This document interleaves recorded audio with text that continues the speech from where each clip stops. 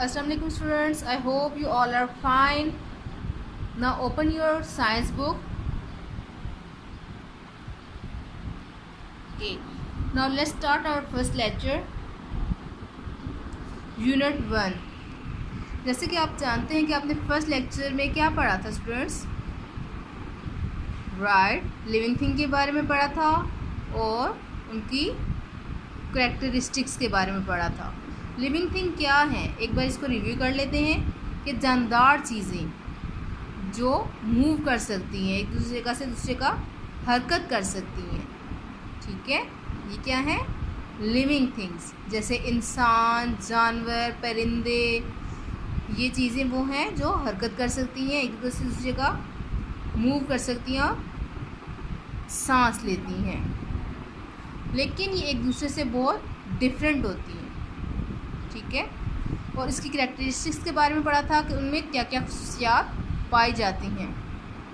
All living thing breathe, तमाम जानदार चीज़ें सांस लेती हैं। All living thing need food and water, तमाम जानदार चीज़ें जो हैं उन्हें खुराक की ज़रूरत होती है और पानी की ज़रूरत होती है।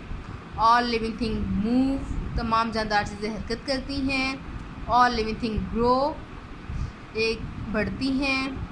All living thing have senses, यानी कि वो किसी भी चीज़ को महसूस करने की हिस्स भी रखती हैं। ऑल लिविंग थिंग रिप्रोड्यूस, जो लिविंग थिंग है, जानदार चीज़ें हैं, वो अपने जैसे नए जानदार को पैदा करती हैं। ऑल लिविंग थिंग एक्सक्रीट, और वो फासिद मादों को इखराज भी करती हैं। Now let's start our next lecture and next topic. जो हमने कैरेक्टरिस्टिक्स पढ़ी थी, अब उन्हें हम एलैबोरेट करते हैं कि वो सब क्या है और कैसे हमारे लिए कारआमद है। लिविंग थिंग ब्रीथ, जानदार चीज़ें सांस लेती हैं। You know that humans and animals breathe in oxygen and breathe out carbon dioxide।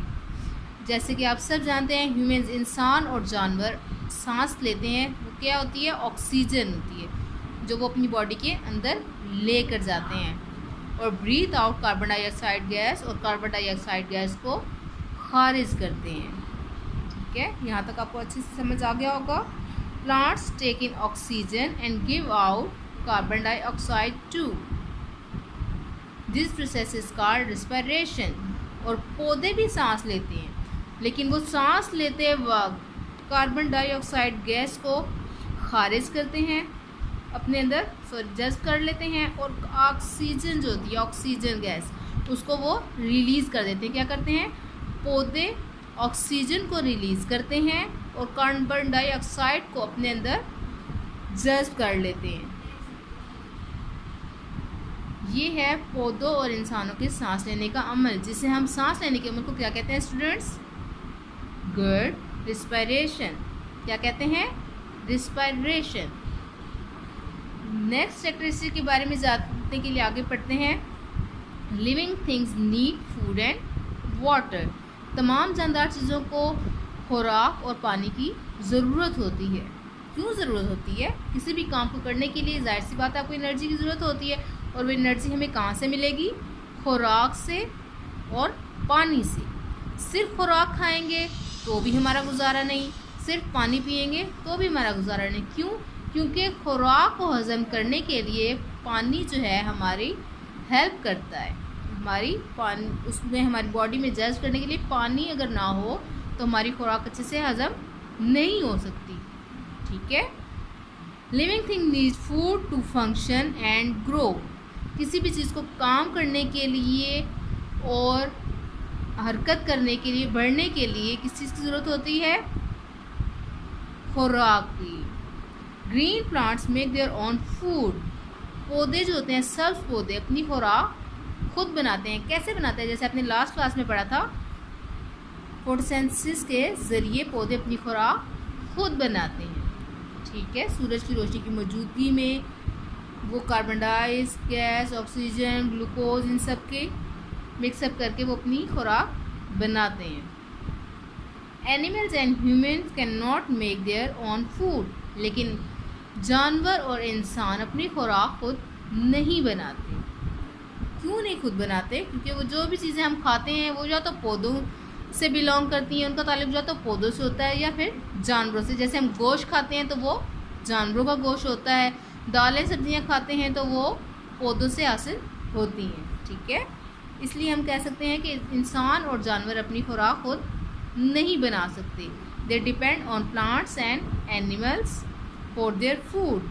वो अपनी खुराक के लिए किस पर इंतजार करते हैं? पौधों और जानवरों पर।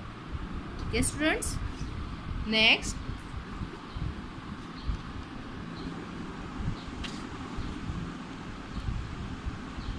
Food provides energy to living things to help them grow, move and work. खुराक क्या करती है? हमें ताकत देती है। किस लिए? हमें ताकि हमें बढ़ने में मदद करती है, हमें हरकत करने में मदद करती है और काम करने में मदद देती है। A bird need energy to fly. एक किसी भी परिंदे को उसे भी तो खाने की ज़रूरत होती है ना, वो क्यों खाता है? उसको उड़ने के लिए एनर्जी की ज़रूरत होती है। किसी भी फिश को तैरने के लिए एनर्जी की ज़रूरत होती है। And human needs it to do work. और इंसानों को किसी भी काम को करने के लिए एनर्जी की ज़रूरत होती है। Some animals eat smaller animals और प्लांट्स। और कुछ जानवर छोटे जानवर और पौधे खाते हैं। Plants get their energy from the sun. और पौधे अपनी एनर्जी कहाँ से हासिल करते हैं? सबको तो एनर्जी देते हैं। जानदार उन्हें खाते हैं तो एनर्जी हासिल करते हैं, तो वो अपनी एनर्जी कहाँ से लेते हैं? सन से, सूरज से पौधे अपनी एनर्जी हासिल करते हैं। Human gets energy from both plants and animals. और इंसान अपनी एनर्जी कहाँ से लेता है? अपनी ताकत उसे कहाँ से मिलती है? पौधों और जानवरों से।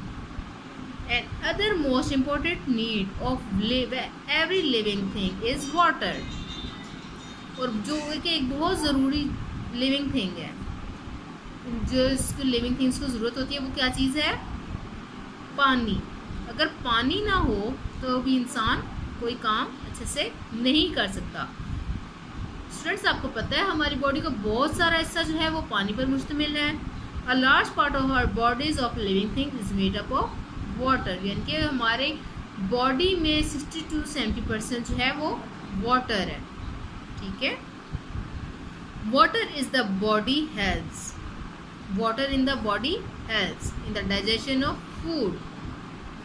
क्यों ज़रूरी है? क्योंकि ये हमारी खुराक को हज़म करने में, उसको मिक्सअप करने में हमारी हेल्प करता है, हमारी बॉडी का हिस्सा बनाने में हमारी हेल्प करता है। Plants also need water to make food and grow. इसी तरह पौधों को भी बढ़ने के लिए पानी की ज़रूरत होती है। अगर जैसे हम पौधों को पानी अगर ना दें स्टूडेंट्स, तो वो मुरझा जाते हैं और ख़त्म हो जाते हैं। तो इसलिए 3 रूल्स बनाए गए हैं, यानी कि the rule of 3 for survival tells us about the importance need of our body.